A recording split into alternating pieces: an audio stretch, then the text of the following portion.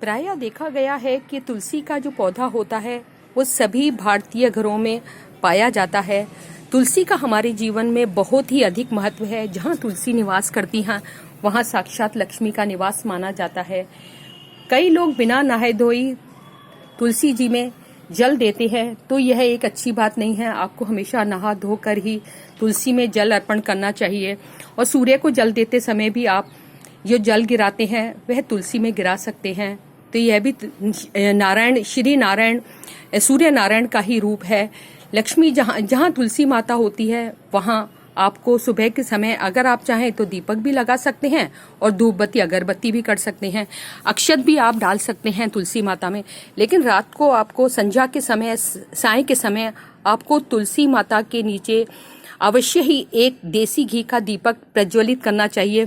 मैंने अधिकांशतर घरों में देखा है कि जहाँ स्त्रियां ऐसा करती हैं उनके घर में एक बहुत ही अच्छी संतानें पैदा होती हैं। और उस घर में जिस घर में हर रोज देसी घी का दीपक तुलसी माता के नीचे जलाया जाता है, वहाँ सुपुत्र, वहाँ सेवा करने वाले, बड़ों की आज्ञा मानने वाले, बड़ों का आदर करने वाले पुत्र पैदा होते हैं। और एक बात और भी है, जहाँ कई बड़े घरों में लोगों के पास, स्त्रियों के पास टाइम नहीं होता, तो वह अपने घर में काम करने वाली बाइयों से ही जल चढ़ाने के लिए, तुलसी में पौधों में जल चढ़ाने के लिए, अर्पित करने के लिए कहती हैं।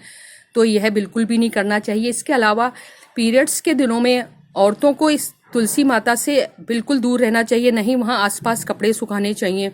तुलसी माता की जहाँ हो तो वहाँ आसपास सफाई भी अवश्य रखनी चाहिए। इसके अलावा आपको जब तुलसी का जब आप तोड़ते हैं तो आपको एक एक पत्ता न तोड़कर एक पूरी ही डंडी ही अवश्य ही, एक पूरी, जैसे ये छोटी सी डंडी है तो उसको धीरे से तोड़ना चाहिए, कोमलता से तोड़ना चाहिए। एक एक पत्ती कभी भी नहीं तोड़नी चाहिए। ऐसा करने से पाप लगता है। और तुलसी की पत्तियों को, तुलसी के एक डंडी को जब आप तोड़ रहे हैं पूजा के लिए जब आप तोड़ रहे हैं तो ओम नमो भगवते वासुदेवाय नमः या फिर नमो भगवते वासुदेवाय नमः या नमो नारायण का जाप अवश्य करना चाहिए। अगर आप तुलसी के पास में बैठकर ही माला का जप करते हैं, स्वाध्याय करते हैं, प्राणायाम करते हैं, तो तुलसी के आसपास उठने वाली जो वायु होती है वो अति निर्मल होती है।